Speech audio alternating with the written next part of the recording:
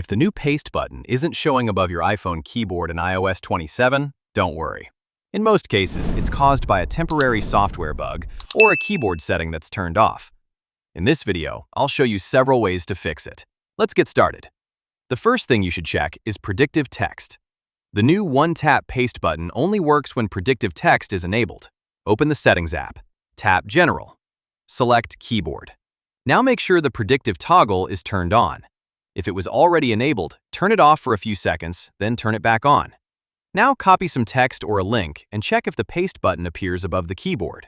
If it's still missing, don't worry. You can still paste using the classic method. Simply tap inside any text field, then tap and hold until the Paste option appears. This works even if the new Paste button isn't showing. Now let's fix the issue permanently. Restart your iPhone. Press and hold the side button and either volume button until the power slider appears. Slide to power off. Wait about 30 seconds, then turn your iPhone back on. Many users have found that the Paste button comes back after a simple restart.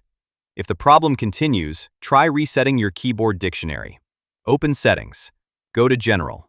Tap Transfer or Reset iPhone. Choose Reset. Then tap Reset Keyboard Dictionary. You'll need to enter your passcode to confirm. This won't delete your personal data, but it will reset learned keyboard words and can fix keyboard-related issues. There's one more thing to check if you copied text from another Apple device. If you're using Universal Clipboard between your iPhone, iPad, or Mac, the issue could be related to Handoff. Open Settings. Go to General. Tap AirPlay and Continuity. Select Handoff. Turn Handoff off. Restart your iPhone. Then turn Handoff back on.